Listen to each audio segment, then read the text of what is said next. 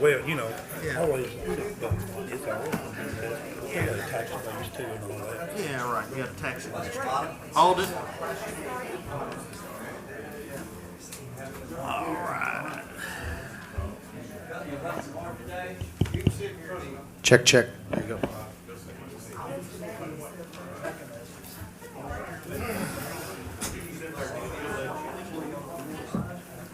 Hey, Steven, I think that port's gone bad there. It was working earlier this morning. Oh, was it? Yeah.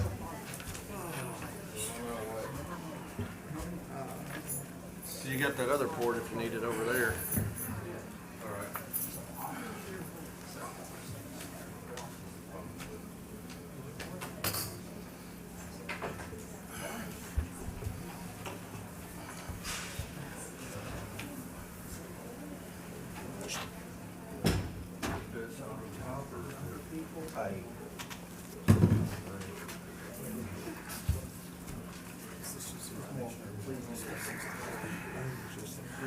I think that's the end of it. It's not very long. Do you need something to prop your laptop up on, or is that good? Huh?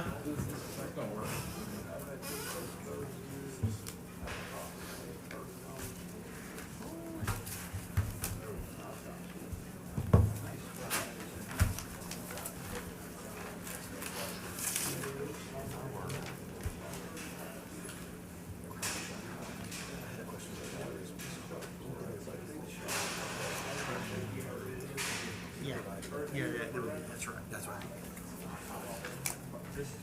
You're asking about it,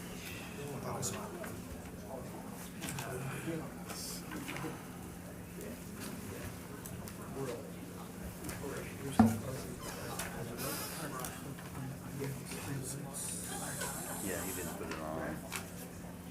And Williams got so much going on at the lawsuit, he didn't get the order on it. So we're gonna get the order on it, and we're gonna send it to him the next time. If he don't bring it up, then we're gonna have magistrate comments.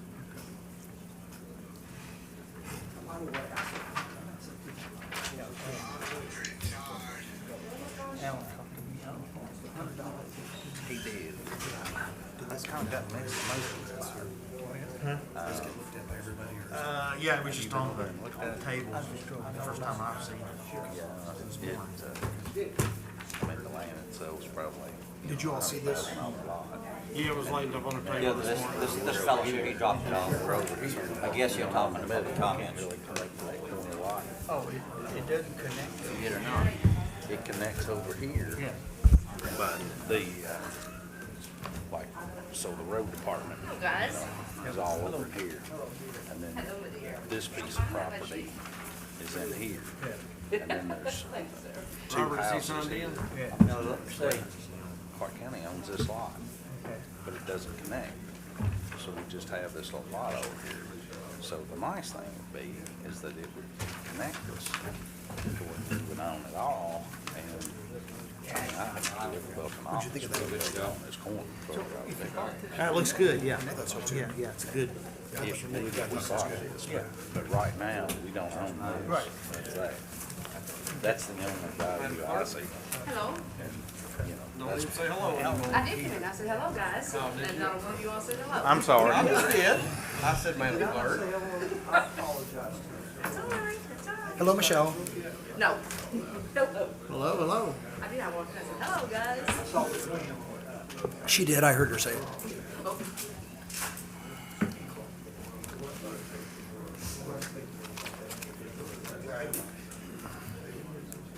I thought it was yours. It's probably from P&T last night. Everything is on there. Yeah. I thought it was yours, so I was like, are these the same thing? So this right here is 7 and 8, right? Yeah. Trey Mitchell's. Do we ever get the treasurer's report? This goes in. It's on the, attached to that. Or, that's what I wanted.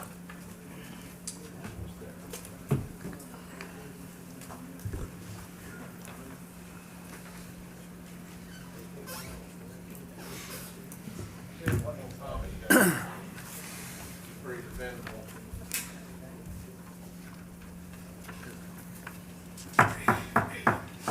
We'll go ahead and get this meeting started. It is 9:30. This is the Wednesday, July the 12th, Clark County Fiscal Court regular meeting. The Madam Clerk will call the roll. Motion, Craycraft. Present. Pasley. Here. Constantopoulos. Present. Blanton. Here. Davis. Present. And Miller. Here. Thank you. And I'd like to welcome Scott Ogle from Central Baptist Church to do our invocation, and then we'll remain standing for the pledge.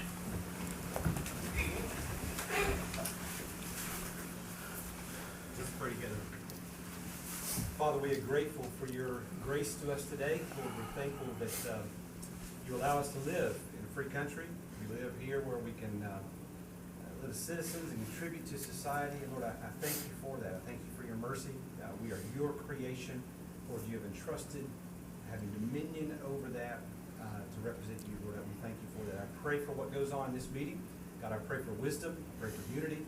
Lord, I pray for the flourishing of Clark County. Amen. Lord, we trust it all to you and give you the glory. In Jesus' name, amen. Amen. Amen. Thank you. Pledge allegiance to the flag of the United States of America and to the republic for which it stands, one nation, under God, indivisible, with liberty and justice for all. Thank you.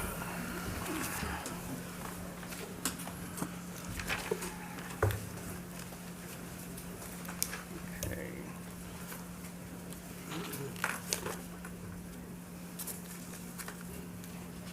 Okay, the next item on the agenda will be public comments.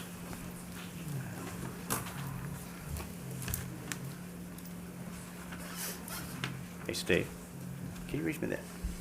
Thank you. Hi, Mayor. Mr. Carl Stepp. My name's Carl Stepp, I'm the janitor here at the courthouse, and I'm asking for a transfer to the road department. And he says I can come to work Monday, be all ready.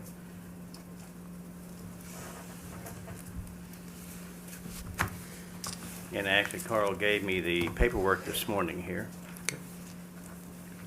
Wants it to be effective Monday, I guess. We need a motion for that. Well, that, I'm not 100% sure. I don't, on the transfer, I don't know that we do. Set the salary. He had said he's in a new position, so. I Why think don't we that- just have an order at the next meeting? It's 2 Okay. weeks for the transfer. I mean, I'm fine with it, but So we need a fiscal court order to do the transfer? I would, I don't think we, I was trying to remember the Tommy. For Tommy, didn't we? we did do one for Tommy, yes. Yeah. Okay.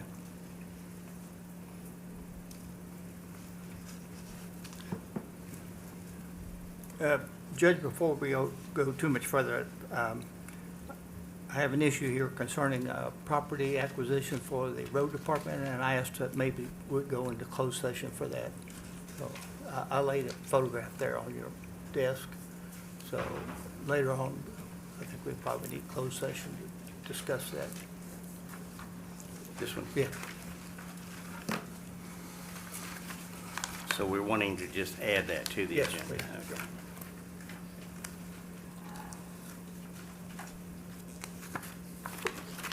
Okay, we didn't. So did you got his paperwork, so at the next meeting, we'll just have an order Right, And set a salary. on the, and set the salary? yeah, I made a note here. We'll do a court order for the next So what do meeting. we do about the custodian thing? We gotta, You good with that, Carl? I'll have to advertise it. This is our next meeting. We'll have to have an order with the salary and everything on it. Okay, next person on the public comments is Jamie Sparks. And I think he handed you out some photographs and maybe some comments. Yeah, I'm speaking on behalf of all the residents on Hollow Road. I brought everybody a letter, and I've got some pictures there. You know, you can see the condition of the road, and we keep complaining and complaining, and all we get is nothing. You know, I talked to Henry Brandon back when he was still judge, and, he said that, him and the road department supervisor was one doing the assessment, and I was like, well, I think the battery's dead. Battery's dead, I'm sure. I can speak louder. Well, but the people, but the people on the video can't hear you. That's the problem. That's what we keep hearing. You know, I talked to Judge Brown back, when he was in office about it, and him and the road superintendent was gonna do a evaluation of the Y'all road see out the pictures? there. Yes, I asked we if I could be a got part of pictures. it. Everybody got pictures? I Okay. know about no assessment. Mr. Pasley, he come out there and looked at it back in February, I think it was, or March, this is back in earlier this year. You know, it's awful, man. It was addressed then. Don't leave that part out. They went out there and they filled all the potholes, and you're saying nothing's been done since Henry Branham, and you're forgetting that half the road got paved a couple years ago. They blacktop that first deal, but. Okay, so that's different than nothing. You know what? Back up though, that's different than All our nothing. opinions out there, though, that was just a waste of time and resources. Come out there and look at it now.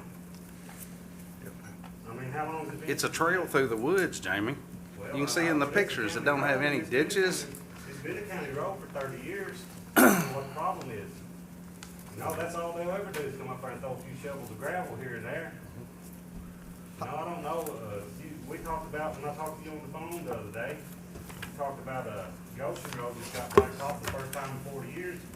You know, if they pave these roads, and, as I understand, and Hollow Road isn't the only one, you know, it'd be 30 or 40 years before they'd have to do anything to those roads. So I just don't understand. You know, it seems to me like all that mill that they took out of Walmart parking lot and put up there, which he said he had to put a bid in for, I don't know.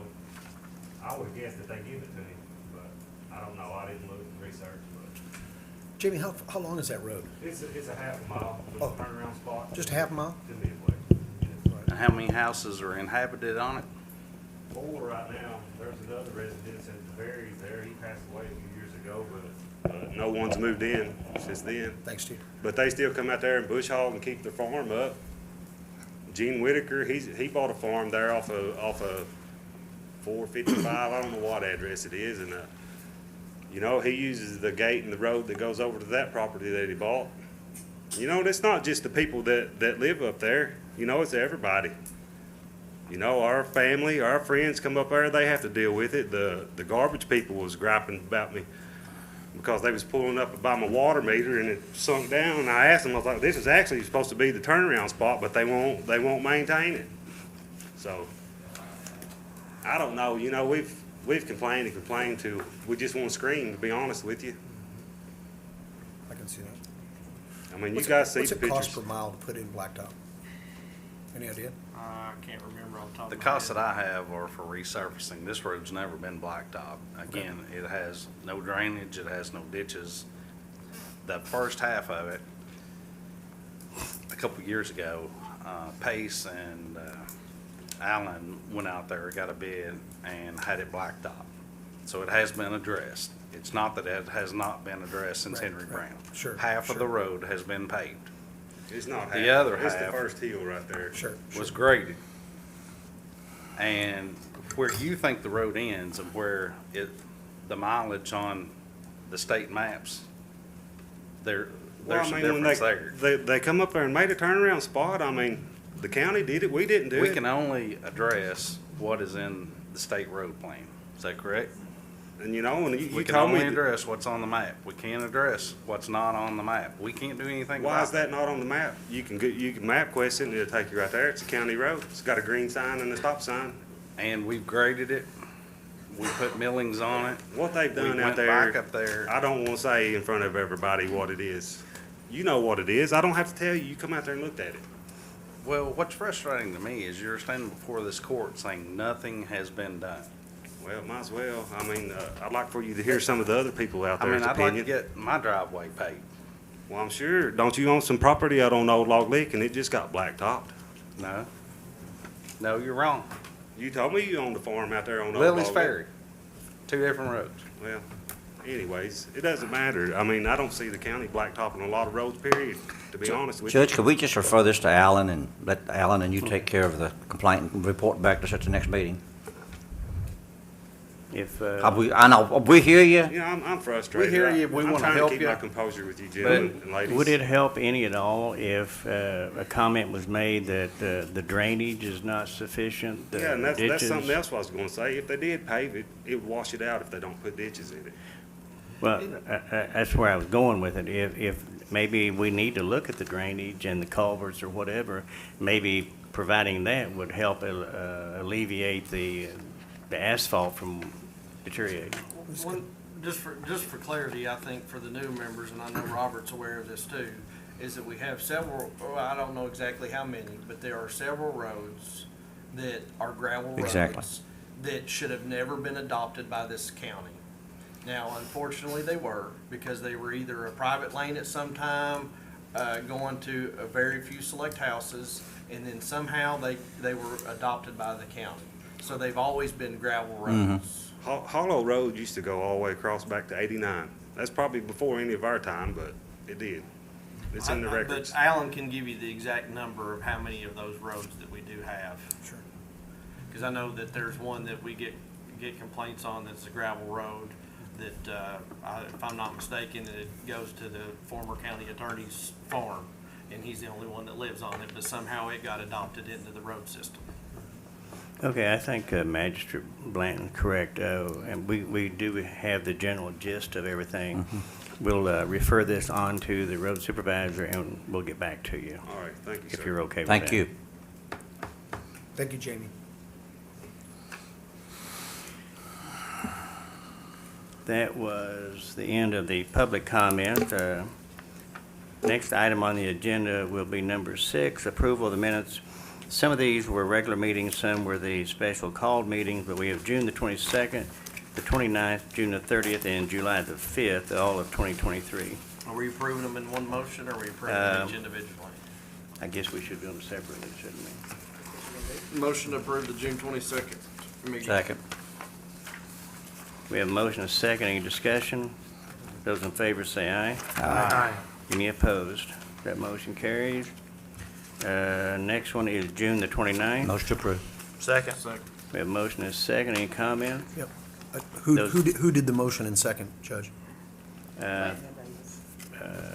Magistrate Blanton did the motion, and Magistrate Davis did the second. Thank you. Any comments? Those in favor say aye. Aye. Any opposed? Motion carries. The next item will be June the 30th minutes. That's what we just did.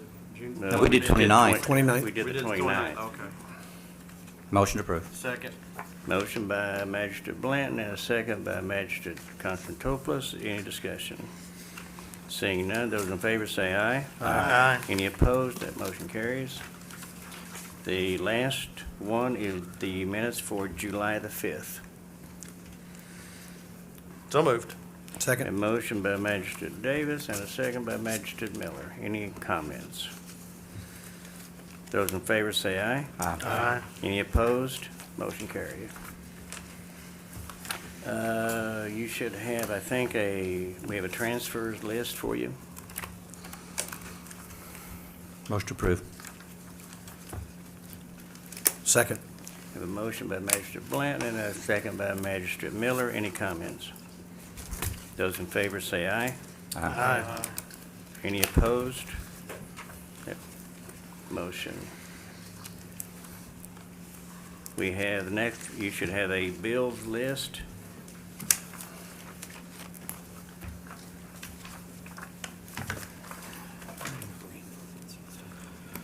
Motion to approve.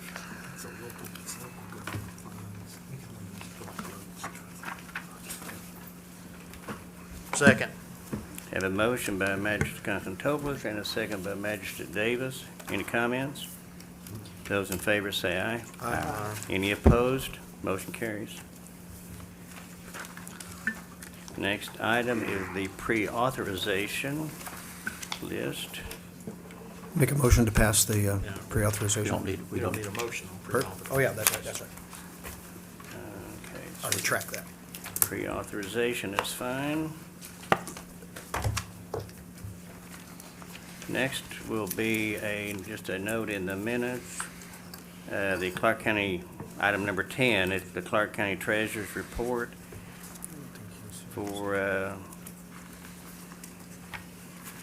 I guess, the fourth quarter of '23.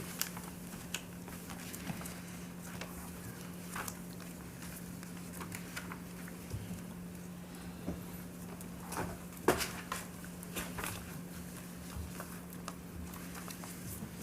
guess so.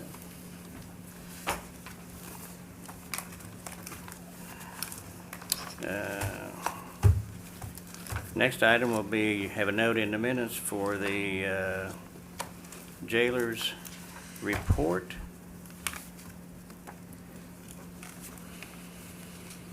Next, number 12 will be just a note in the minutes from the Winchester Clark County Industrial Authority, their Monday morning memo, just for your information. Moving on, the next item will be item number 13, is to, and I think you should have two large bid packets. That'll be to approve the mobile land radios under the CSEP program. And Ms. Perry Wilson is here if you have any questions.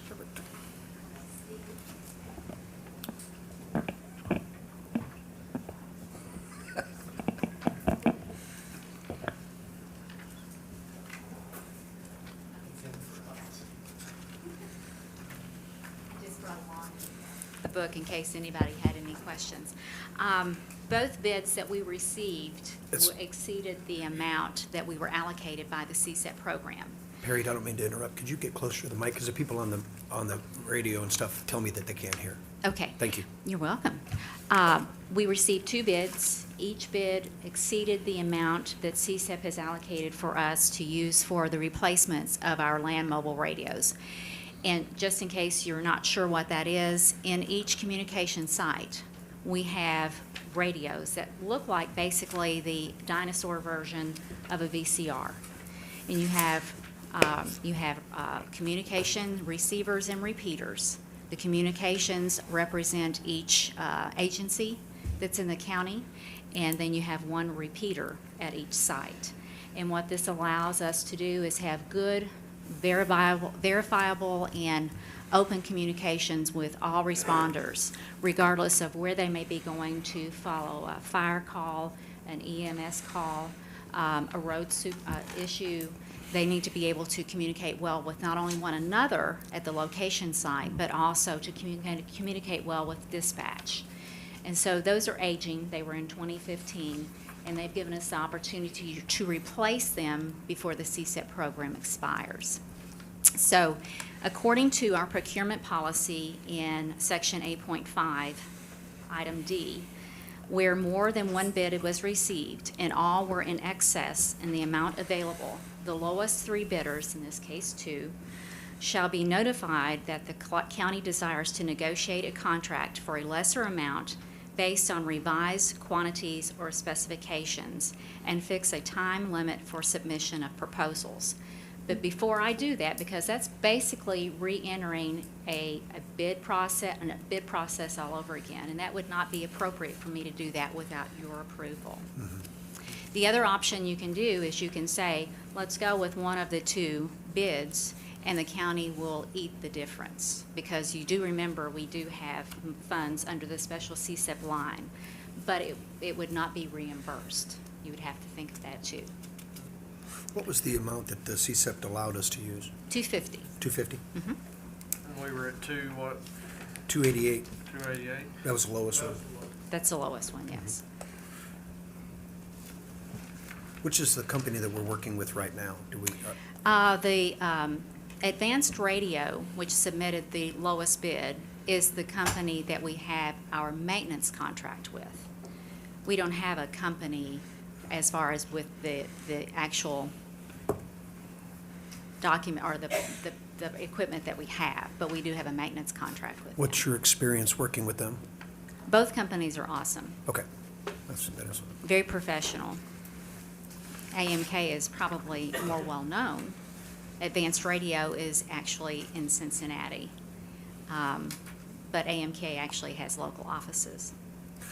Just a side note, what's the tower that's out there on Van Meter, where's that located?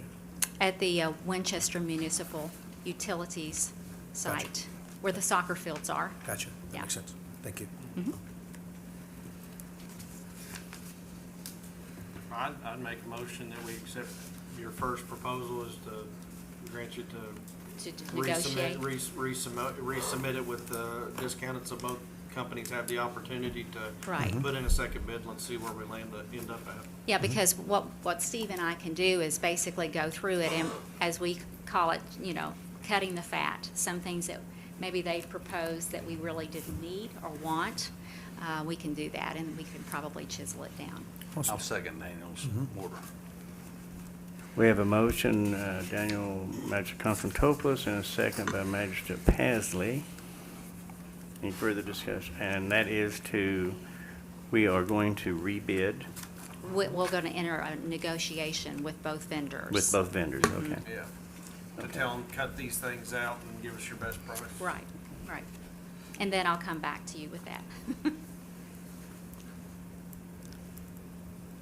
Any further discussion? Those in favor say aye. Aye. Any opposed? Motion carries. Thank you. Item number 14, I guess back when the road department was asking for the $1.75 an hour raise for all the employees, they inadvertently left out the solid waste employees, so. Motion to approve. Second. Motion by Magistrate Davis and a second by Magistrate Miller. Any discussion? Those in favor say aye. Aye. Any opposed? Motion carries.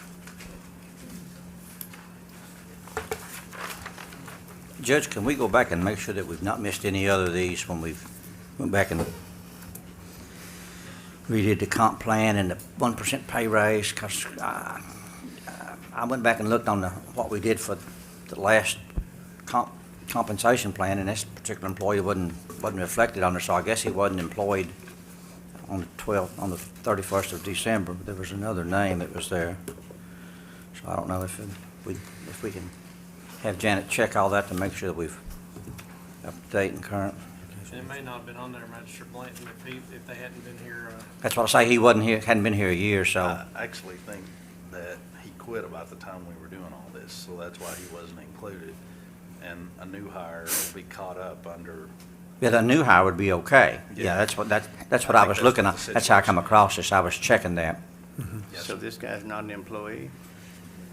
He wasn't an employee. The one we just voted on is the one Oh. that Magistrate Yeah, Blanton yeah, is exactly. referring to, I think left about the time. I think we you're were right. doing Yeah.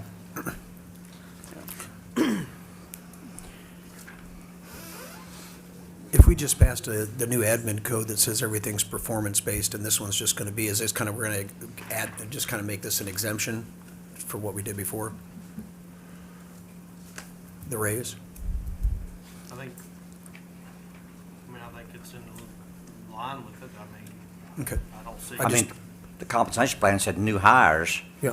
and we had a different name on the other. I mean, that's what was, but I couldn't make it all line up because he wasn't an employee by the 31st of December, and the compensation plan says new hires for $16, but yet we're raising this. So, I mean, if we could get Janet to go back and check all this for us, the way all that occurred was a bit odd to me. So I'm sure there's probably some others that we've missed as well, but There's a couple that fall through the cracks on that, yeah. Okay.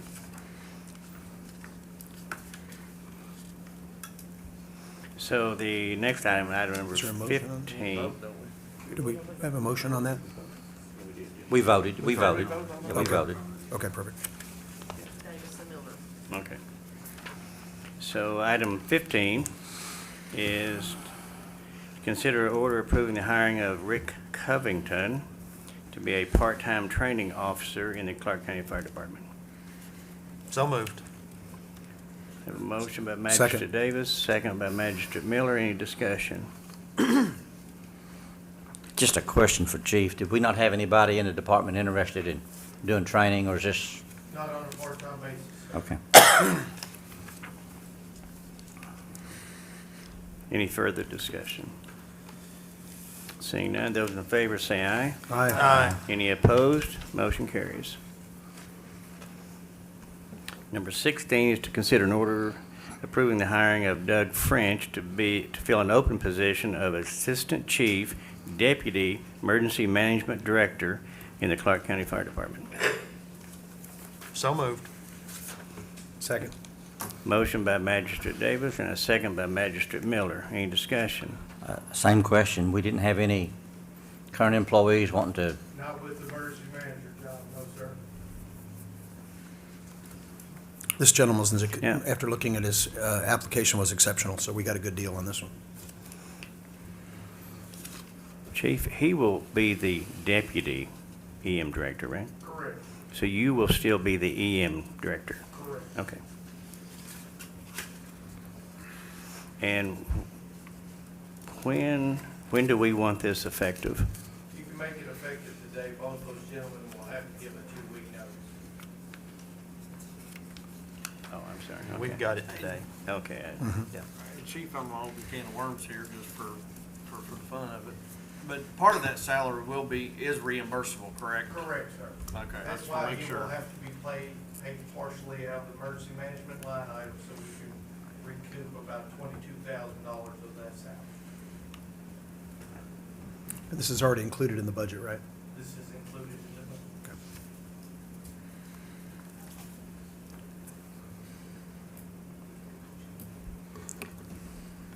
Any further discussion? Those in favor say aye. Aye. Any opposed? Motion carries. Number 17 is to consider an order approving the hiring of Elizabeth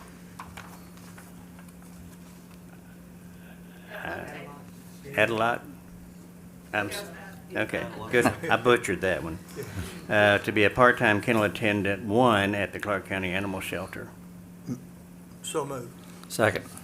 Motion by Magistrate Craycraft and a second by Magistrate Blanton. Any discussion? Those in favor say aye. Aye. Any opposed? Motion carries. Next will be approving the hiring of Monica Hughley. Hughley. Hughley to be a part-time kennel attendant 1 at the Clark County. Motion to Animal approve. Motion by Second. Magistrate Blanton and a second by Magistrate Miller. Any discussion? Seeing none, those in favor say aye. Aye. Any opposed? Motion carries. Number 19 is to consider an order of fiscal court approving the promotion of Danny Dennis to a full-time home incarceration agent. Motion to approve. Second. Have a motion by Magistrate Blanton and a second by Magistrate Pasley. Any discussion? So he's part-time right now? He is part-time. And how long has he worked with us part-time? I idea? don't know. A little over a year. A little over a year? Okay. He's retired Winchester Police. Oh, good. Of many Yeah. years. Yeah, perfect. Any further discussion? Those in favor say aye. Aye. Any opposed? Motion carries. Number 20, same thing, is to approving the promotion of Jim O'Brien to a full-time, from part-time to full-time home incarceration agent. Motion to approve. Second. Have a motion by Magistrate Pasley, a second by Magistrate Constantopoulos. Any discussion? Same questions, part-time right now? Part-time now, he's retired Metro Sergeant and K-9 handler for Metro for 20-some years. Oh, I remember you telling me about that guy. Yeah, perfect, thank you. Just one note, Judge, when you do the admin code, I think we inadvertently didn't change those in that comp plan. We need to change those when you present any changes that you do later in the year. The description? The or- starting pay for, Starting- I don't think we changed that in the last one, but it's fine. I Okay. mean, we I'll can find approve it, out. but we just need to update them. Okay.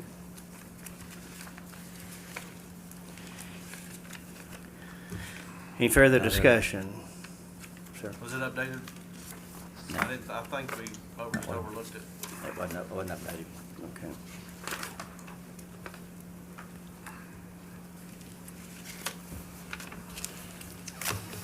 Any further discussion?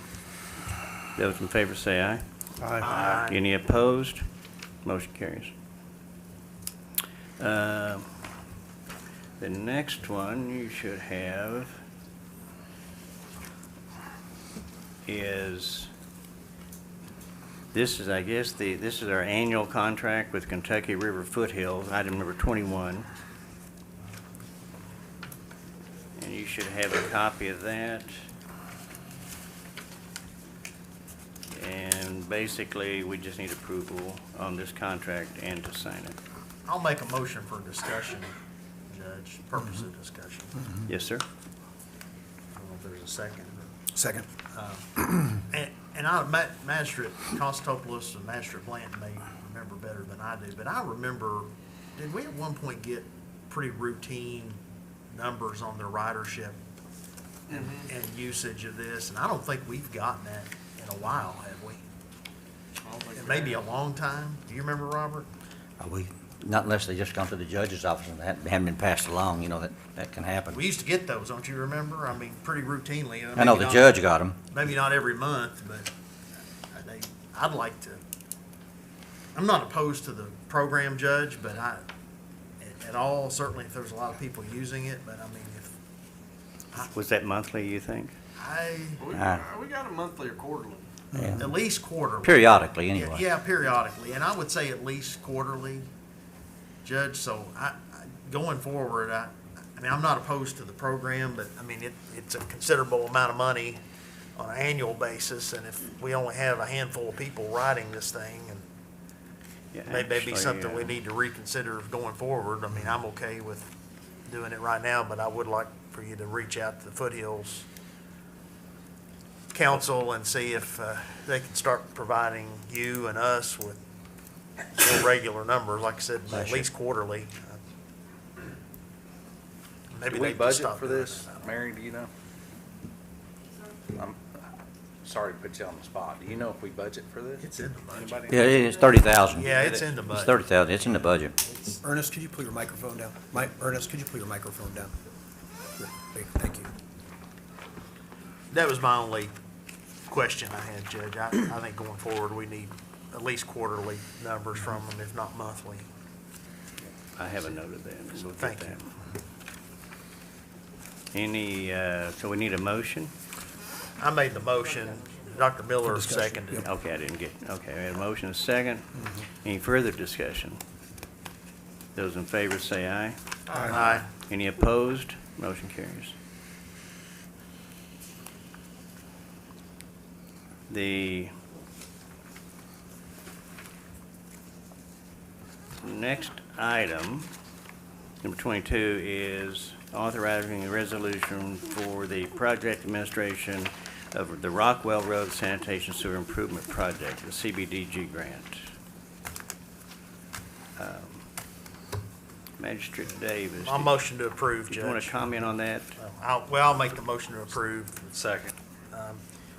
Yet, so it does look like that, I don't know if there's been an announcement yet, but I don't think it's anything confidential. I mean, we have been told we're going to get $1 million for the CDBG program, of course, administered by the state. And Karen Leverance with Bluegrass Ad, who's the water and sewer development person at Bluegrass Ad's been working with us now for a couple of years. She had sent these over. We've seen sort of similar documents before, resolutions and the agreements, and these came over from Bluegrass Ad, and Karen sent those to us and the county attorney, and he has looked at those, and I've confirmed that with William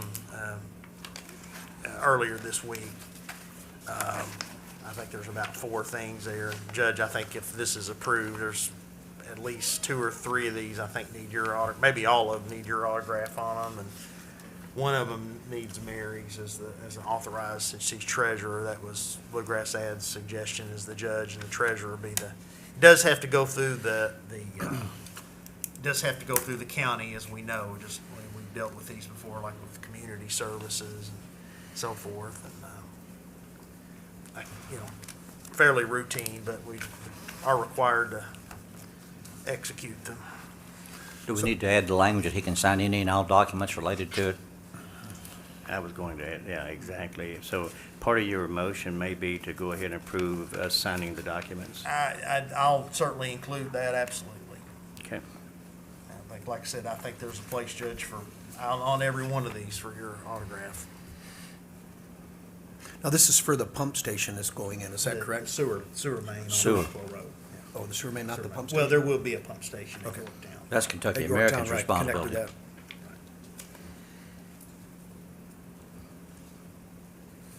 So this just kind of goes in with all the other stuff that we're doing with the ARPA funds and all that? Yeah. okay. Any So further, So this will take care of the resolution, the agreement, the Contract. the contract, yeah. And the authorized signatures. Yeah, that's right, there's okay. 4 of them. Yeah, there was one more, that's right. That'll take care of all those. Okay. Oh, no, that's good, we're getting $1 million. Appreciate your all's work, Aaron, appreciate your all's thank work you. on that. Well, there's still another potentially money from ARC, Appalachian Regional Commission, which is federal, and that, we won't know for probably, several months, Karen? Yeah, any day, just waiting. Hurry up and wait. You feel good about it? I think it's a strong application, yes.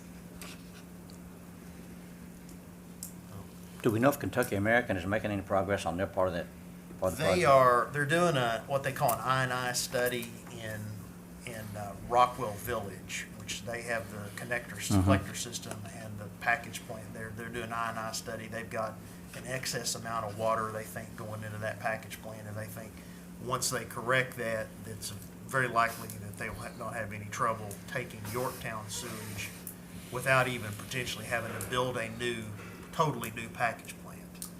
So that's ongoing, and they're gonna present to us at our meeting next Thursday. So, By excess water, you mean like storm sewer water? Right, water that doesn't need to be going into the system. And they do a I&I study. Some of that's camera, I think they use smoke sometimes too, to do that, to get to areas that the camera doesn't pick up, so. any further discussion? Those in favor say aye. Aye. Any opposed? That motion carries. Thank you. Next item, number 23, is basically a discussion, and I think you should have an email, or you received an email, that basically the previous treasurer is offering to train or help train the new treasurer at a certain amount per hour after work type thing. And we just wanted to bring that before you. I don't know, Mary, do you have any comments on it, or anything you want to add to it? Do you or- think it'd be helpful to you, Mary? I do, there's certain things that were left undone or that we Mary, didn't can you get to, come- we just ran out of Come time. on up, come on up here.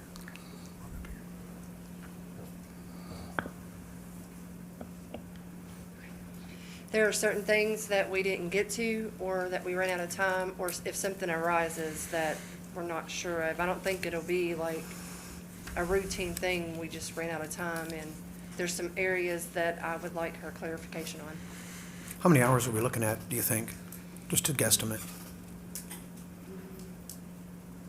Roughly, I would say maybe 20, 25. Okay. I mean, I don't want to. Yeah, I understand that, give or take an hour or two, yeah. And I think from Alicia's email, her idea is she work with you, sporadically or off and on, or as much as you need, and then we'll review it again at some point, see if you feel like, you still need the help, or if we feel like you still need the help, but it seemed like it was a good way to kind of set you up for success. Yes, if I had a question that arose, then I could, You can call her. we could stay after, and I think she did check with the city, there's no conflict there as That's long as correct. it's outside of business hours, so. I don't see a problem with it, Judge, as long as she's not, I think Alicia said she wouldn't be privy to any kind of confidential information since she's no longer treasurer. She'd just be helping along with the systems and processes. I'd suggest we do an agreement, cap it at $1,000, and then come back after that. Yeah, we probably definitely need a contract. I'd say some Oh, sort of, absolutely, yeah. yeah. an agreement with a maximum of $1,000. You need an agreement, and then you also need some in there about or confidentiality. Exactly. Yeah. You've gotta have, Sure. just like HIPAA, you gotta have something with confidentiality. But I mean, the general principle, I think, is Yeah. a good idea. I think so It's too. gonna be helpful to Mary, and most importantly. Whatever ensures success, that's what we want. Do you have questions right now that you're needing to get some answers to as far as some things that need to be done or time pressing?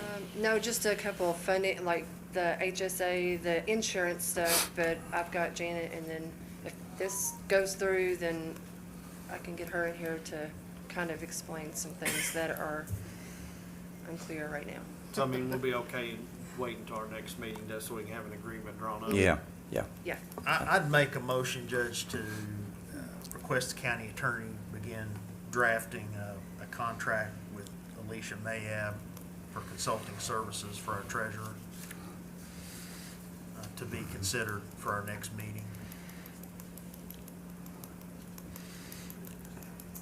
And I don't even, let me say this, the body may feel differently. I don't even have a problem. If there's something urgent that you need help with and she's got to, go on the phone with you at 6 o'clock tomorrow night, talk about it for an hour and a half. If she wants to keep track of her time, and then assuming we get a contract drafted, which I'm sure we will, and it's signed, I don't mind paying her for whatever time, she has had to put in with you before that contract is signed, because that's Okay. time out of her day, and Right. so it's, I'd concur with that. Yeah, I'm open okay to with that, too. I mean, obviously, we don't have a contract yet, but there may be something pressing that you've got to have help with, and And add to your motion, I would add to your motion as well, is that access to Kathy Dillo, because I know she had a consulting rate if you run into something. I would be fine with authorizing her to be able to contact Kathy Dillo, and of course, we'll be billed at the contracted rate, but we already have a contract in place with her with the software. I'll accept that. Now, are we going to put into this motion what Robert suggested on the $1,000 cap? Because I'm okay with that. Yeah, if you think that'll cover it, I don't know. Well, then we can Well, she always come said back and 20 revisit. hours, and so that- We can still revisit. What was her hourly rate? I think it was 45. That's 50, I think, I think. I don't know, it's whited out here. It's whited out on this one. It wasn't I originally. can't remember the email. It was originally actually 50. I wasn't sure if we needed to go into closed session to discuss this, why I whited out No, that. it's public, it should be. We'll put in there, cap it at 1,000. Yeah. Mitch. And then we can If revisit you'll it. Pass that along, and we'll, At 1,000 1,000. per contract, per month, per week, $1,000 total, I think. is Total, what total. Mr. Bland per said. contract. If it looks like it's gonna be more than that, we'll Then I'll revisit reach it. out, yeah. We'll reach out, you let us know ahead of time, and we'll, okay. I guess we need to vote on that, but it was a motion, so. Who was my second? I second it. Thank you. Sorry. So we have a motion by Magistrate Davis, second by Magistrate Miller, and we are going to have the county attorney draw up a contract to have Alicia Mayab do consulting work for our treasurer, Mary McLemore, and we're going to have it capped at $1,000 maximum. Yes. Does that sound right? And to have access, and also to have access to Kathy Dillo. Okay. But we already have that, I think.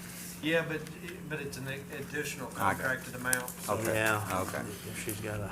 So there may be a report or something on the system that she can call Kathy and. Any further discussion? Those in favor say aye. Aye. Any opposed? Motion carries. Item number 24 is going to be a presentation by the Greater Clark Foundation concerning a public safety complex. Mr. Darren Henry. Good morning, Judge. Good morning, magistrates, and good morning to everybody here. Good morning. I'm Darren Henry, which you probably know. Been around here for a while in Clark County, and I'm here today as the chairman of the Greater Clark Foundation. And with me is Jen Algeier, which is our CEO and president of the organization. We think this is a great opportunity for us. We were approached by someone from the county and someone from the city about the use of some property that we own out at Colby Road and the bypass.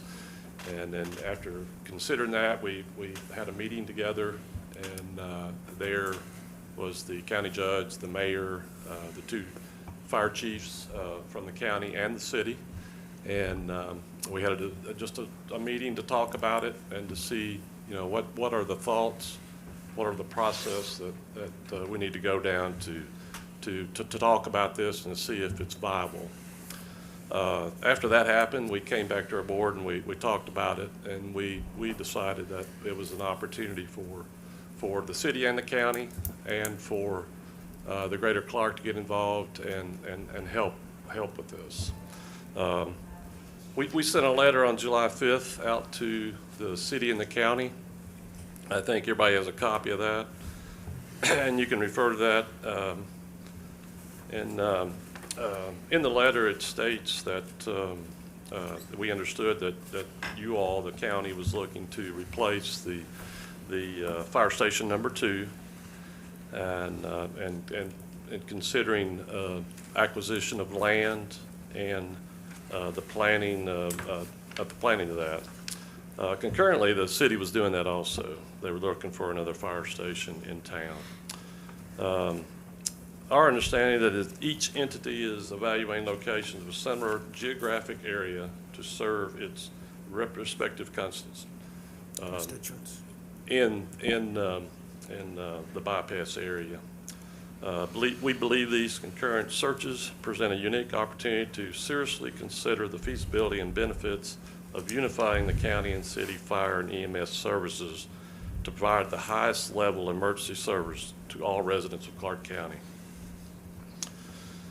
We have had initial conversations with the fire chief and of both the county and the city, expressing the interest of exploring the countywide unification of fire and EMS services. Acknowledging that the long-term benefits of the community could be significant, both chiefs expressed that it would be a challenge to do this and understand yet would be worth to the community time and investment. We understand this would be a complicated process, but one worth pursuing, as unification would provide real, tangible, and long-lasting benefits to all residents of Winchester and Clark County, regardless of where they might live in the county. Over the next slide, the benefits. As noted in our letter, we believe that there is a meaningful benefits to this unification. First and foremost, the goal will be to provide a consistent high level of service across the entire geography of Clark County. There would be one common vision for the entire county with all resources aligned toward the vision. A unified organization structure would allow for a unified strategic plan. Done well, a unified fire EMS would benefit from the great efficiencies, better staffing, better rescue capabilities, streamlined communications, and with strategically placed stations and appropriate staffing, improve the ISO rating for the entire county. Strategic development of resources countywide can eliminate unnecessary redundancies and lead to more effective and efficient use of tax dollars. It would also ensure that all of our responders are operating within the same standard operating procedures, same guidelines, and same plans. In short, it would allow the Clark County and city to provide more and better service to all residents, regardless of one's address. If we go to the next slide, please, incentives. You may be aware that GSF, the Greater Clark Foundation, owns the property at the bypass and Colby Road. It's right now known as the Traveling Trail. It's approximately 1 mile long. It benefits everyone in the county. They can walk on it, exercise on it, which I need to do more probably. And used to walk out there and do some push-ups, but quit doing it. But we believe that this property is within the search parameters of the location for both the county and the city emergency services. While GSF has its own hopes and dreams for the property, we believe the fate of the people is woven together. To facilitate this unification for the fire and EMS services, the foundation is willing to allocate a portion of the property to be used for the public safety complex. To facilitate this process, the Greater Clark Foundation is willing to provide a portion of the funding to access the feasibility and necessary processes. Over the next slide, please. You may be wondering what is our interest in this issue. Part of our core beliefs is we believe civic engagement and strong civil society are critical to the health of the community. This is an opportunity for the residents to see that the city and county government can work together for the benefit of the residents. A project like this could be a game changer for our community. Thank you for your time and consideration. If you have any questions, I'll try my best to answer them. Where in that walking park are you talking about, that piece of land? Well, at this time, we don't know. Okay. That's part of why we're requesting the feasibility study, and which we are willing to help pay for. And we would just go through the process and see, which part of it and how many acres you all would need and what we need to do for it.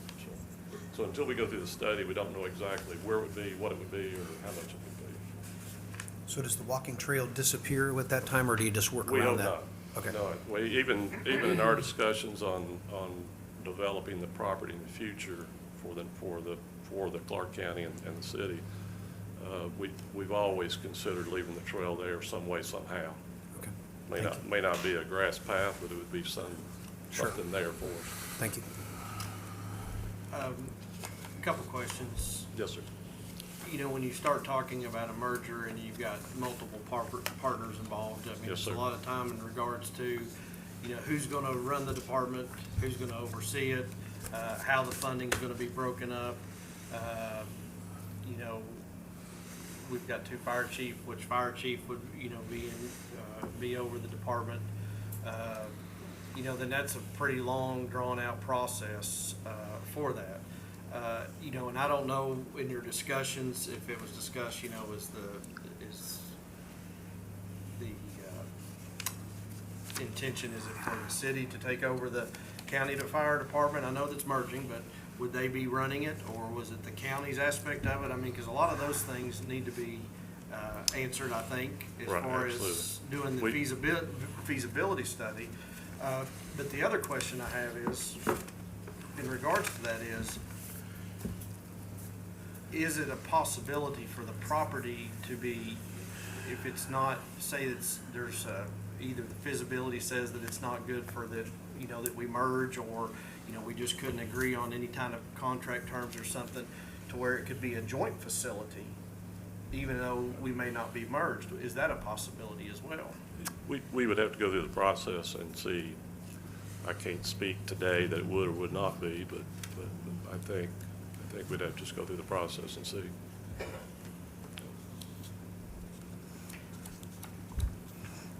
When we say use the term complex, what are we talking about? In regard to what, which and where? Well, I what? guess when we're talking about a fire department, are we talking about EMS, everybody? We're not talking about one building, we're talking about several buildings, and maybe. In discussions we've had, I think there's been some discussion about multiple buildings, but I don't know the actual plans of buildings and the where and the what and the how. But our role in this is And land availability. And I guess also, how much of a cost savings up front would it be? And I guess, just without giving out, and I don't know sure the cost of land, but a lot of these land areas that we've looked at, the 3 to 4 acres, et cetera, so the county ballpark of $1 million, city's ballpark of $1 million. So up front, it's roughly a $2 million savings right up front. That'd be a true statement. You look at values of properties up and down a bypass, and it's in the range of 500,000 an acre, so. And do we know, just for my information, just roughly, how much are you going to charge us for that? Well, we'll go through the process. We'll have to see what happens at the end. I don't think there would be, yeah, if you want to interject here. Yeah, the intention here is. Can you come up to the microphone? Thank you, thank you. Good morning. The intention here is really to try to incentivize a unification that we might not otherwise have the ability to do just because of the concurrence of timing. And so the opportunity here is the property is an enticement to really consider doing a unification that's going to benefit countywide. So the intention is not to go through a feasibility process and then say, oh, we're going to charge you a certain amount for the property. The idea is that if we're all acting in good faith on a unification, our contribution to that, because there is going to be a cost to building these new facilities, but our contribution to that would be the property for that. In terms of how that's structured, I think we've got to go through the feasibility study and even see if that, what that could look like, how it would work. I think Magistrate Constantopoulos, all of your questions are completely legitimate questions in that process. But we're providing this offer in good faith as an incentive to think about how we might be able to unify and benefit the entire county, as opposed to having two departments that, function perfectly fine, but we could think about doing something that's exceptional to benefit the entire county. And I think to add to what you're saying, is this, if the county only wanted to build a fire station, we wouldn't be having this discussion. Correct. If the city only wanted to build a fire station, we wouldn't be having this discussion. But it's ironic, or not ironic, but unusual, I guess, that at the same time in history, both the city and the county are looking to build new fire stations. So that's kind of what prompted this discussion. Number one, too, or I think Mr. Henry mentioned it, it's a great location. I like the idea of the complex because, whether you agree with the high school out there, your location, whatever, but the number one comment that I hear when people drive by, they go, wow, look at that. So I think that instead of having, if we had say everything was great and we had this new complex out there, for one thing, I wonder if the city and the county were joint, could we get more cooperation from the federal government? Maybe more grants, more whatever, federal, state, however that works. And then the other thing that I don't know that if we kind of pool our money together, that we could have a better complex, a better building. So the other thing that I've thought about, if you looking at from a Google map, that intersection has a lot of vacant land around it. And just like what we've seen out there in the industrial park, when somebody starts moving dirt, for some reason people get excited. I think I'm just guessing, but if companies, whoever, they saw us growing out there, that might help sell some of the other vacant land. So I know they're talking now about the third leg of the bypass coming in, and we definitely need fire protection on that side of town. So I just personally think this is an opportunity that probably comes along once in a lifetime, and most of the people that would be involved in this, because we're probably, if we started moving dirt today, we would be a couple years, I think, down the road before we turned the keys and everybody walked in. So what we would be doing is leaving this to our next generations. They're the ones that's going to benefit from it, the entire county. Just my 2 cents worth. Got a question. Let's say we do the feasible study and we go through and look at it, the feasibility of it. If it comes up with 3 acres, you guys are good with that, right? If it comes up with 8 acres, are you guys good with that? Does it make a difference on the amount of land we're looking at? I think the feasibility study, first and foremost, is it feasible to unify the Sure. departments? And Sure. then I believe the opportunity on public safety, because theoretically, we may be able to impact more than just fire and EMS, and Correct. I think that will probably be part of that conversation. But it's the opportunity to unify fire and EMS that prompted this whole endeavor. Sure. But yeah, I think I don't want to speak for Darren, but our board conversation was that we felt like we might, also be in the right place at the right time, so. Understand that, but I'm going to ask the question again, are we guaranteed the land to be given to us, whether it's 3 acres or 6 acres? We're willing to allocate the land necessary to complete the project. Perfect, that's what I want to know. The other question I would have is, and I guess this might be for the chiefs, we were looking at putting a training center in for the county, but if we had this unit with the training center already being out at the industrial park, would we need another training center? Sir, we were actually in a meeting today with the fire commission for our grant, and we're finalists for the grant, so we'll have to be moving on with our, if we're to receive the grant, we'll have to move on beyond this feasibility study, so we'll be doing that anyway, so I see. moving forward. How much is the grant for? $100,000. I have a question that may be for the chief also. Everybody will have the same ISO rating as the county? Chief, and can you the come up? city? Can you come up, chief? Thanks. Appreciate it.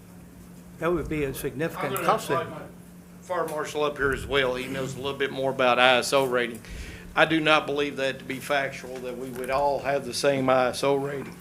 So there's a lot of factors that play into that, and this man could probably answer more than I can on that. But no, not everyone in the county would have the same ISO rating. That's not how that I would didn't work. think so. No, but I think the expectation is that. Oh, here you go. May I? Please.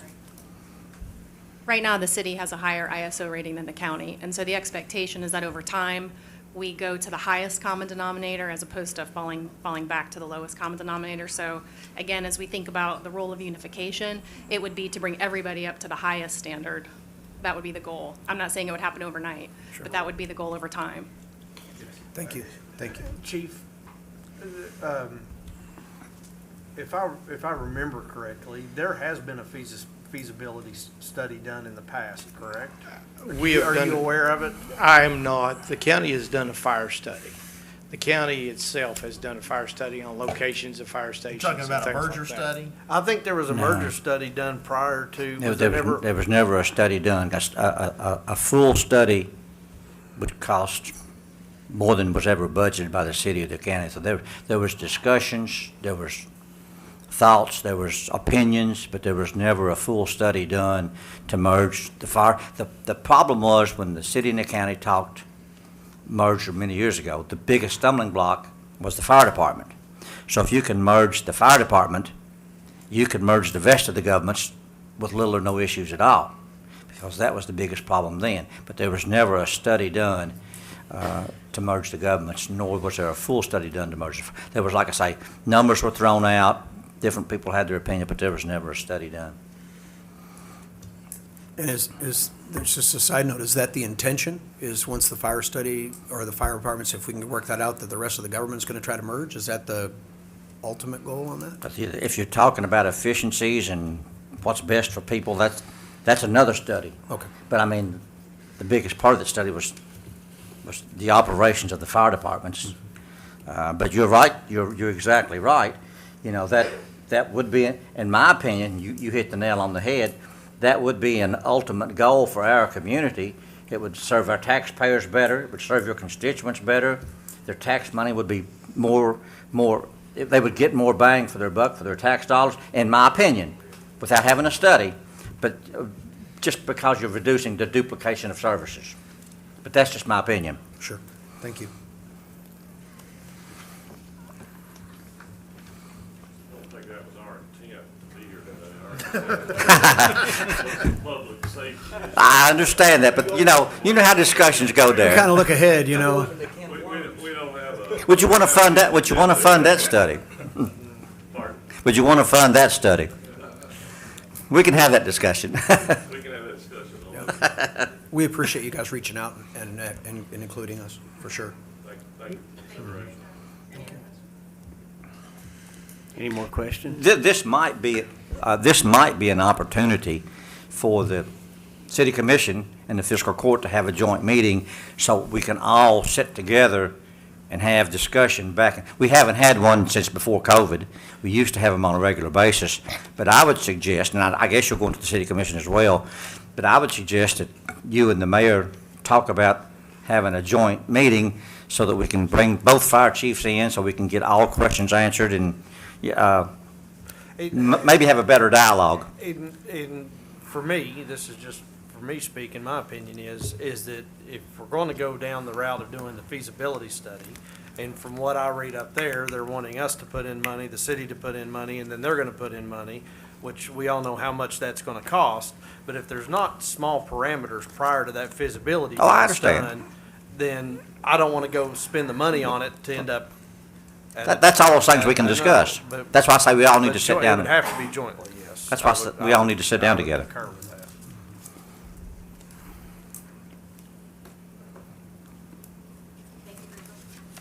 Great presentation. Thank you. Thank you for the offer. Yeah, thank you. Okay, next item will be item number 25, presentation of reapportionment with Stephen Berry and Michelle Turner. So while Stephen's getting that ready, I just want to thank him for all his time in getting that. And then my reinforcement commissioners are here, Jana Smith, Gardner Wakers, and Eric Vedder. You ready? All right. Hello, everybody. I'm Stephen Berry. I'm the GIS coordinator for Clark County, and I assisted in the 2023 reapportionment for the fiscal court districts. And just go through the quick history. Back in 2022, in response to the COVID epidemic, the Kentucky General Assembly passed House Bill 212, which changed the timing of the reapportionment for fiscal court districts from the second year following the census to the third year following the census. So here we are in 2023, and so all the other requirements of the law, KRS 67045, are the same, meaning all of the requirements for the districts and the timing of, when you start the appointment of the commission and all the committee and all that. So on May the 10th, the fiscal court appointed Jana Smith, Gardner Wagers, and Eric Vedder to the reapportionment committee.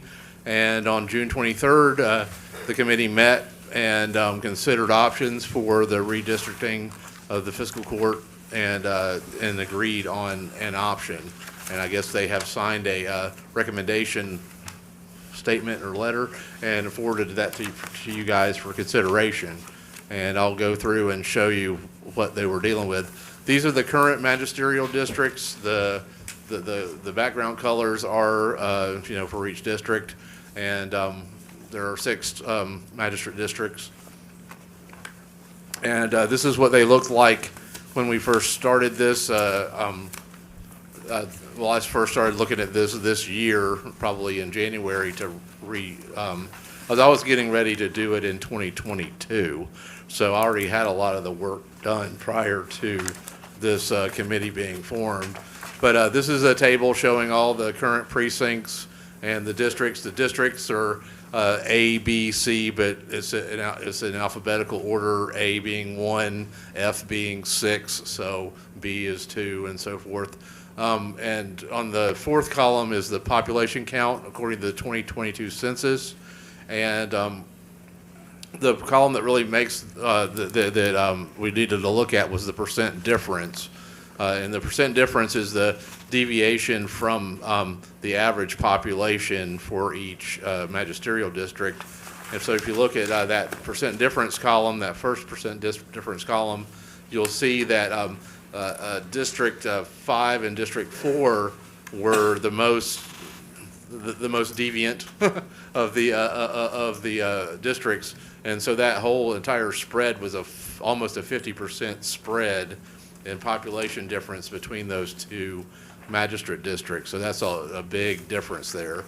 And so the goal of the committee was to fulfill the requirements of the law to make sure that all the magistrate districts had populations. I can't remember the language, but it's something as close as humanly possible in population. And so going through the three options, this is option 3, which is the one that is recommended by the committee, and it brings that 50% spread down to 6.5% spread from the highest populated to the lowest populated magistrate district. And actually, I think it's 5 that has the lowest, and I do believe that one will be in that area behind, include that area behind Lowe's that is actually growing at the highest clip. So that'll actually could accommodate a little bit of growth in that district. So, and so show you how we got to that. And I'm not going to talk about the other 2 options because that's just a scary proposition.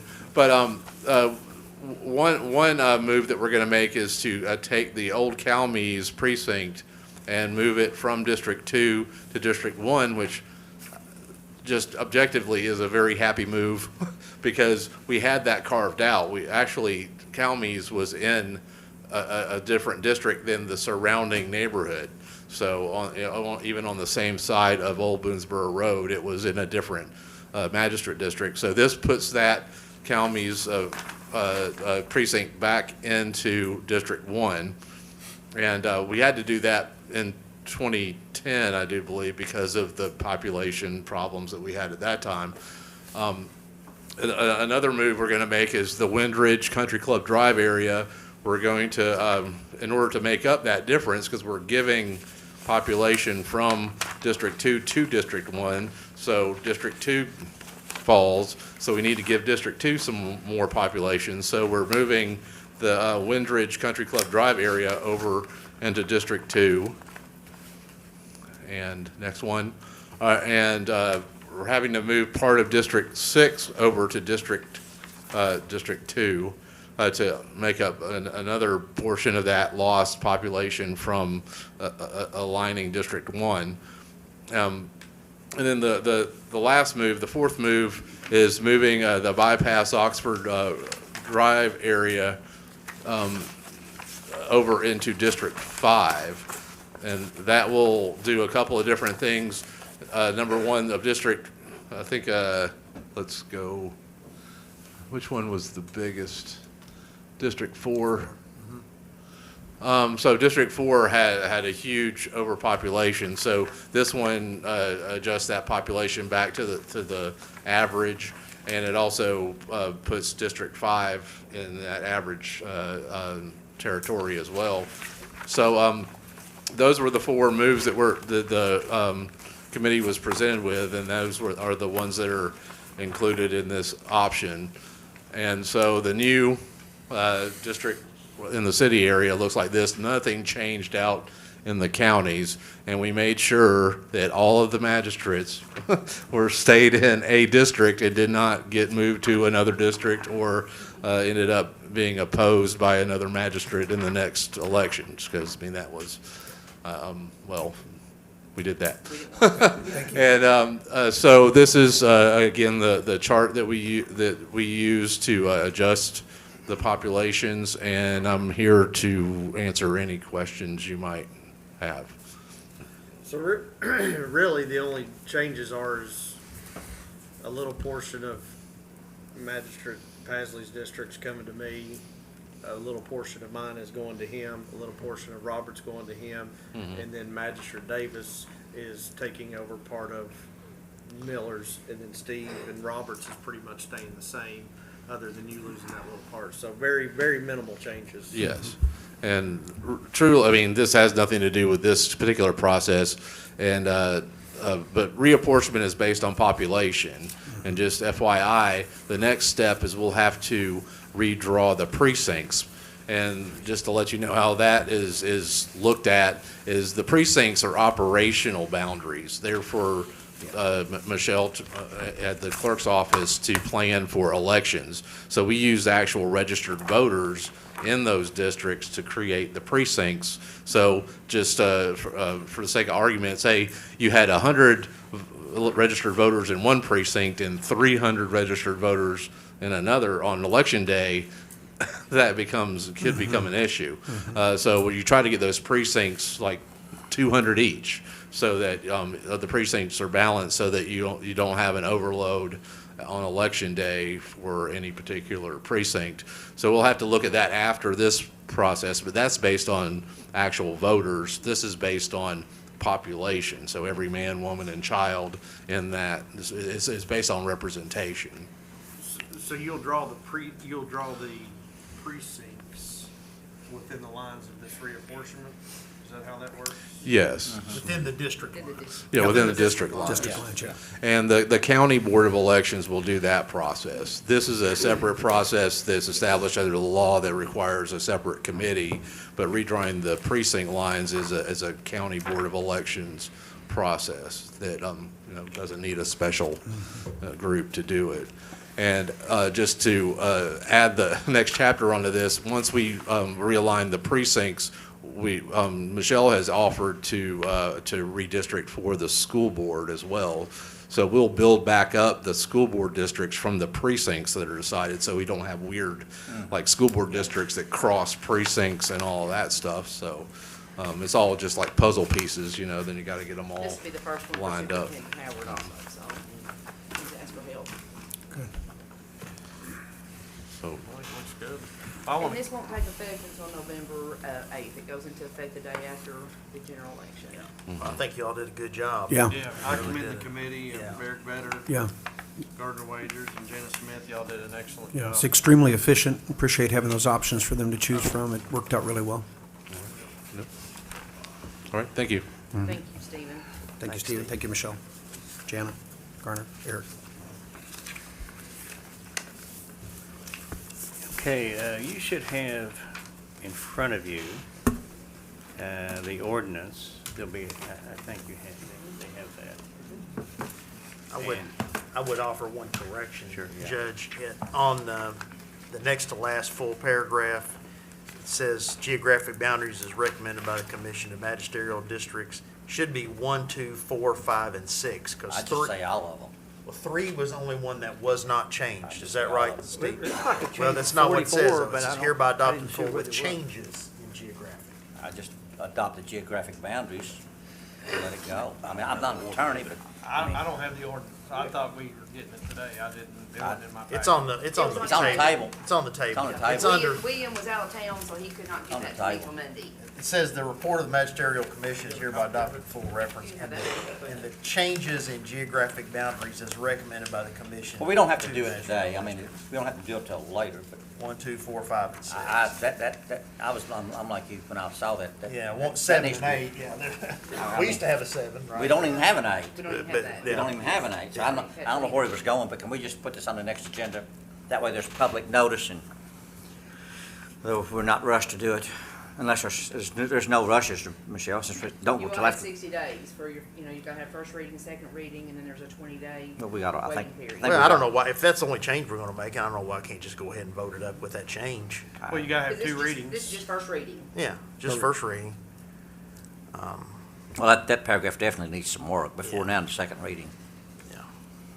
If you'll note that change, it looks like William did prepare that,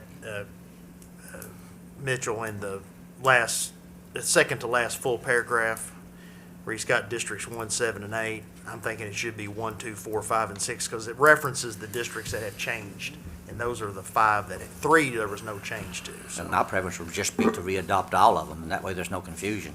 so. But I'll make that motion to go ahead and approve, Judge. I'll second it. So we have a motion by Magistrate Davis, second by Magistrate Miller. Is there, I'm sorry, I'm just trying to read through this since it was on the desk. Are these gonna be attachments to this? The maps We'll or, put those in our minutes. but I mean, to the ordinance? I mean, because the ordinance is specifying the changes. Yeah, it should have, It should have an exhibit. It should have. Exhibit A, B, it should C, have D, or an exhibit whatever. Attached to it, so this Should- can't be attached to. Should have some anything else. exhibits.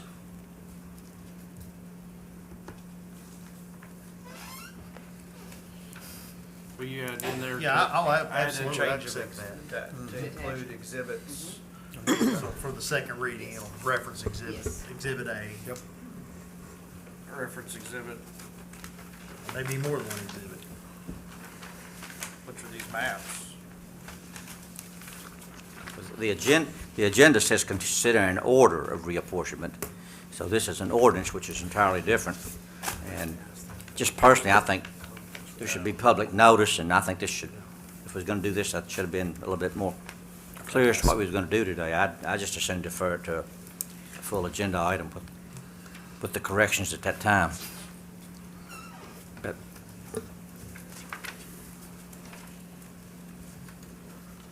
Michelle, when is this due? 60 days. So we got plenty of time. 60 days from the time they report to us, which, so that's today. So we've got 60 days from today, so we got plenty of time. Just put it, correct it, put it on next meeting agenda, I don't care, Yeah, that's what I'd rather do. don't matter to me.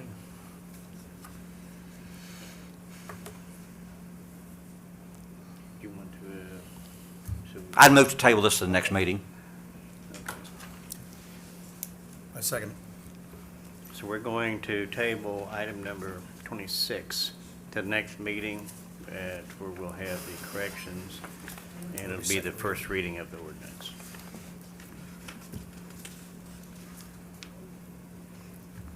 But also, did you want to discuss oh, I'm sorry. Any further discussion on it? Those in favor say aye. Aye. Any opposed? That motion carries. Did you want to discuss that with them?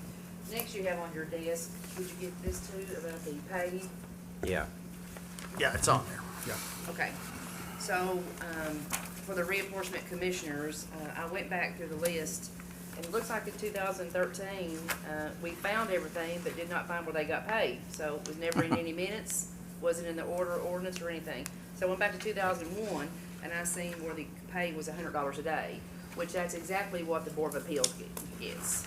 So my recommendation was that you all pay these three commissioners $100 for their services. So moved. Second. We have a motion and a second. Any further discussion? Those in favor say aye. Aye. Any opposed? That motion carries. Thank you all.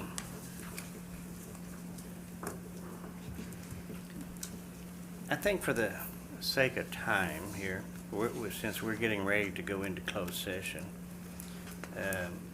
that if I could just, with your permission, add one item, and it should be fairly quick, just for discussion on the agenda concerning our animal shelter, Okay. if there's no objections. Our dilemma is, we've raised the rates, we've tried everything to hire employees out there, and we're in desperate need of hiring an animal control officer. I think we bumped their pay up quite a bit.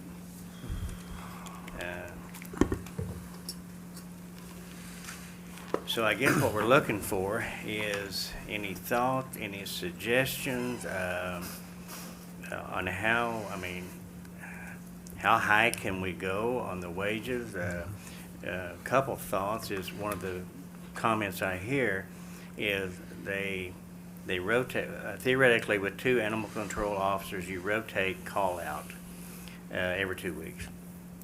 That seems to be an issue that they have, is being on call. Now, I think when they're on call, they're paid overtime. Now, I was wondering, and just as a thought, if could we have maybe a retired police officer, somebody that could just do just the recall part of, or the on-call part of it. So I'm looking for any ideas, any amount of, what can we do? Because this has been going on for at least 5 or 6 months that I know of, so any thoughts? Well, Judge, I think the biggest complaint that we hear working on the animal control board is that the starting wage is not high enough for anybody that's really has adequate experience to want to do it. And, one of the things I would suggest is that we move and make the starting pay around 19. It's right now 17. And maybe adding an extra $1 after the training is done to at least put it into a place where we can get somebody that would be able to have the experience and the knowledge to be able to do it. Because that getting called out at 2 in the morning to pick up a dog from a DUI guy is just, and then going into neighborhoods at night when, I don't know, it's a tough job. I don't think that the average person wants to do it. It's not like showing up for work for 9 to 5, so. Well, my big concern right now, we're completely overloaded our animal shelter director. Correct. She's putting in a lot of hours. And I guess that's another question, part of it. Since she is salaried, I mean, I don't think it's uncommon for her to be putting in 70, 80 hours a week, close to that. Is there any way this fiscal court can compensate her for that? When we increased, because we were giving comp time, and when we did that, we increased the salary to include that comp time that was gonna be there. But We also took that away from the road department, and I can tell you right now, I know last Sunday, Monday, and Tuesday, he was on vacation and couldn't put his phone down, didn't sleep at night because he had 96 calls on trees across the road. So I think you can't just do it to one, you'd have to do it to every department head.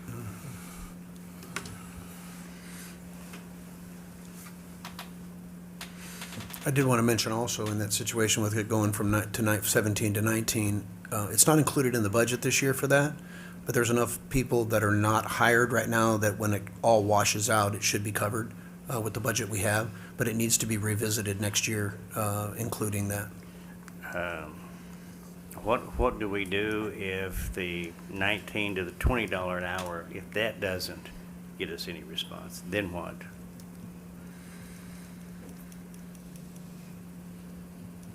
I mean, Judge, I'm gonna say this as respectfully as I can. I mean, what is your recommendation? Because the last time that we tried to make a recommendation, you're currently suing us over it. So you gotta give us something. I don't wanna make a recommendation and then end up. Maybe we can get Addie's input. Well, the information I'm giving is from Addie. I've already talked with Addie. And you're welcome to add anything else. You don't need to add. I got it? Yay. So are you, I mean, realistically. Come on up, Addie. Come on down. you're the next contestant on Is Your Price Right? You're the There's next. a wall there. I can fix that. Realistically, I don't know what the answer is. It's a hard job. You all know that. We've talked about all this. The on-call is it turns a lot of people off because people want to leave work and leave work at work. And that's a challenge, but the job is what it is, and I don't know how to make the job any different than what it is, so we just have to make it appealing to people that are capable of filling the job. I brought sample applications to show you all, if you'd like to see them, what I'm getting. And they don't meet the minimum qualifications. On all the online sites where I have the job listed, I have qualifying questions. You have to answer yes to this. If you don't submit your application.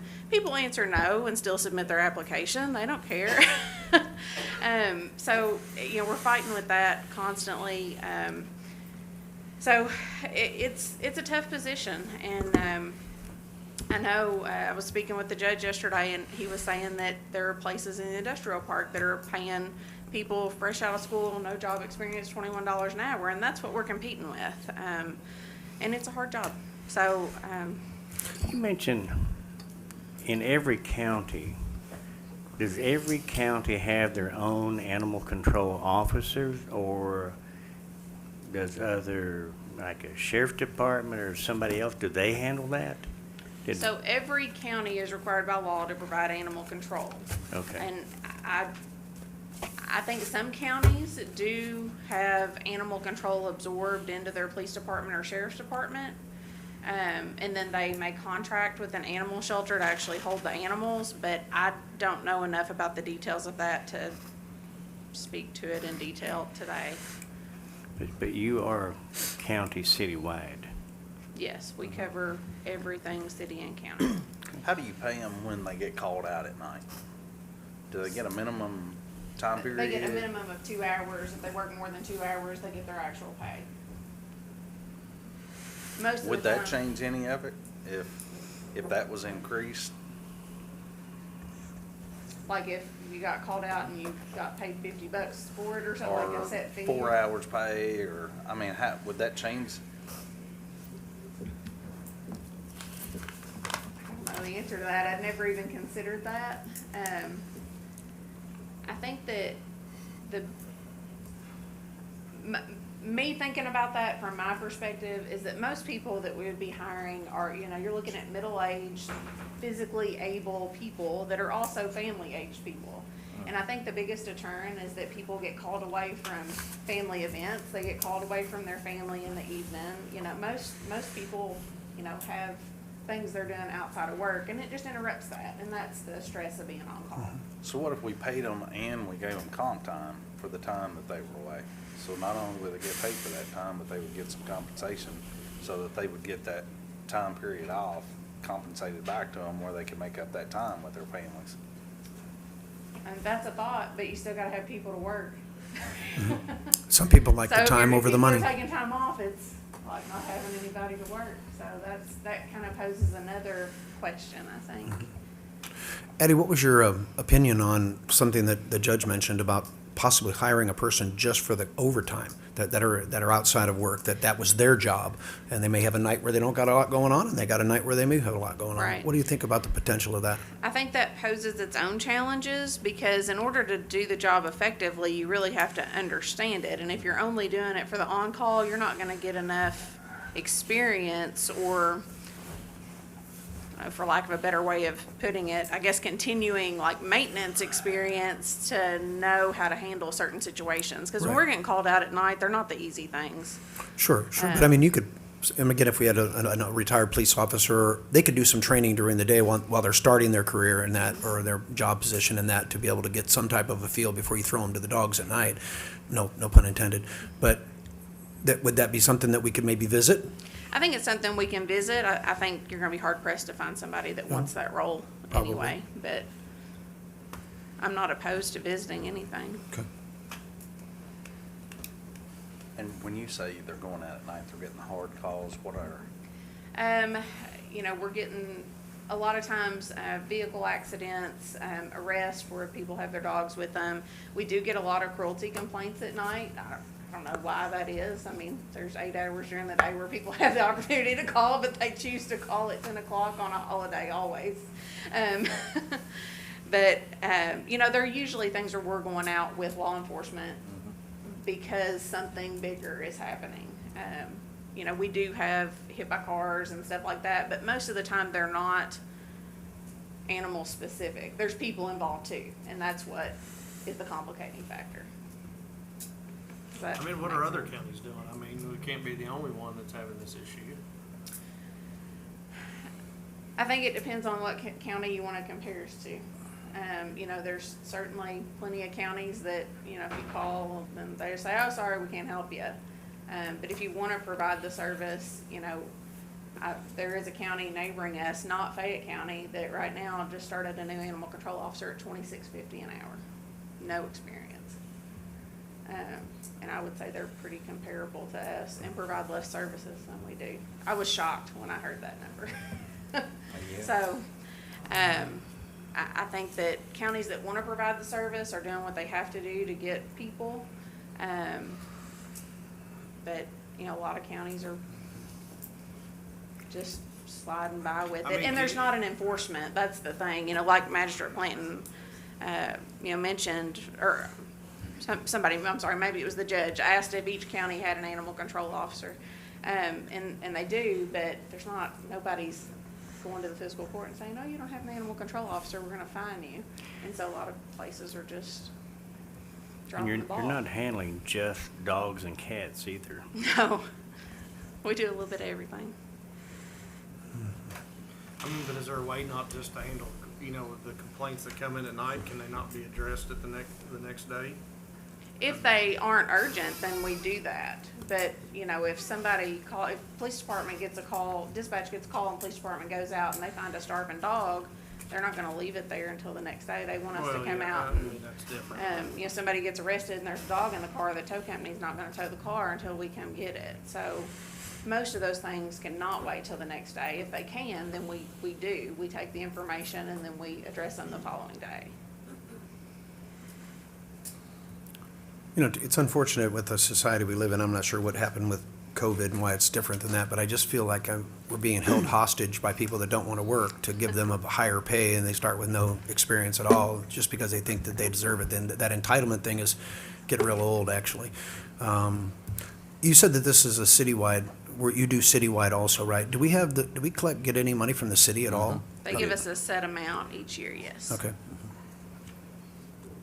I won't say a set amount, you know, they review it and then they give Sure. us an amount. It's not always the same amount, but Sure. yeah.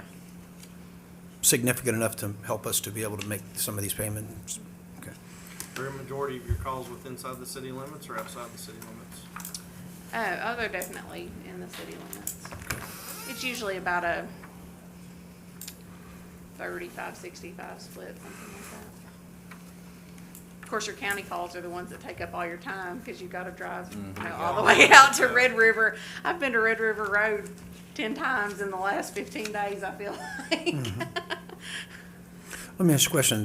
With the amount of money that the county puts into it and the money they put the city with the 65-35 split, is it 50-50 split on the money, or is it what? No.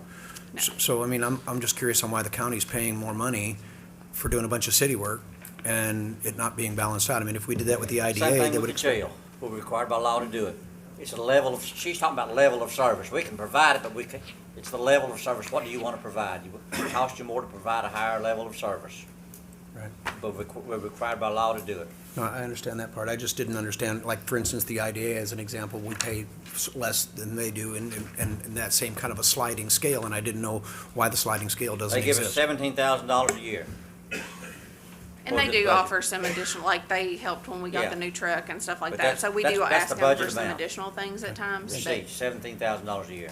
But it's definitely not a 50-50 split. No. But like Magistrate Blanton said, it's a KRS requirement. Yeah, We're exactly. required to provide animal control just like the jail. Absolutely, absolutely. Mm-hmm. But I wonder if we could revisit that sometime in the future.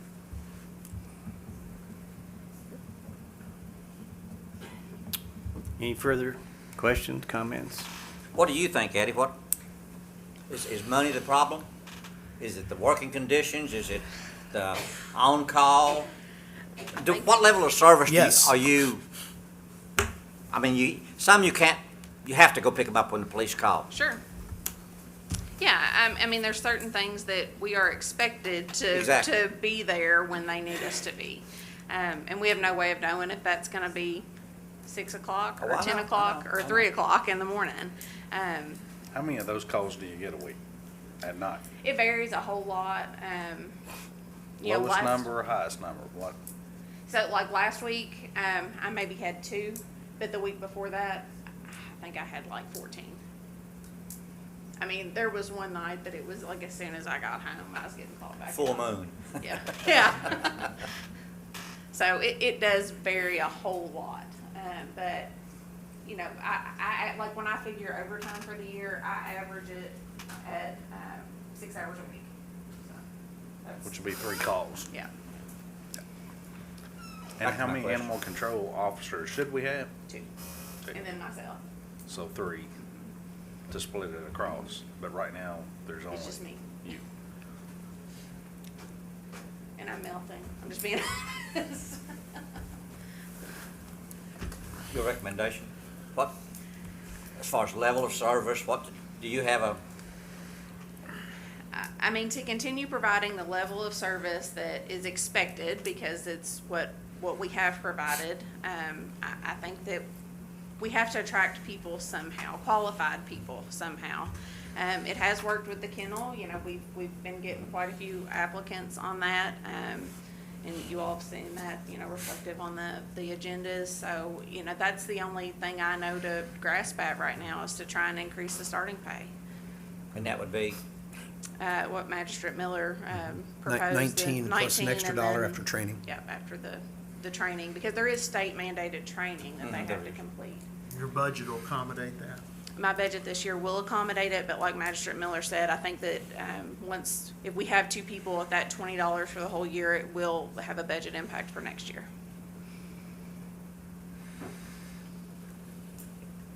but we'll get adequate service out of that.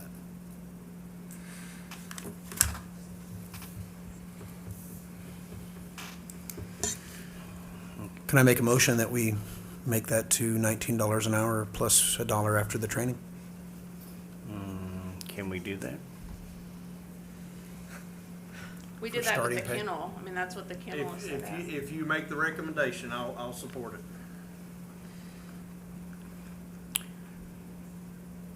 Let us come back, we'll table this, let me come back in the next meeting, because I think there's some, I guess my biggest concern, I want to look at the whole picture, because what's going to happen if we do this and we still don't get anybody? Now what? But I think the pay will be more reasonable either way.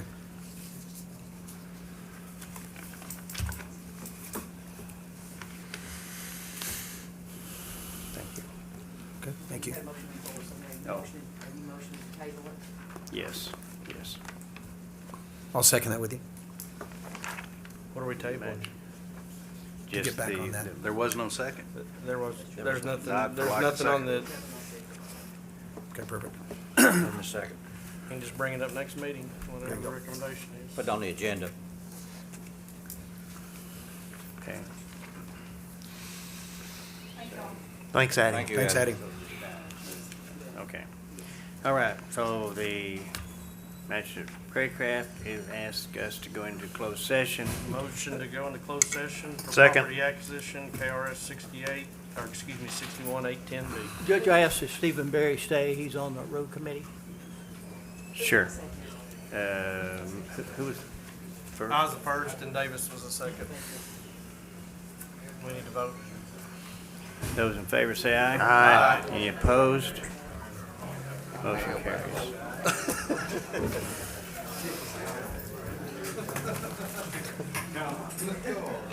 No, we're not exactly in closed session right now. Just people walking out, right?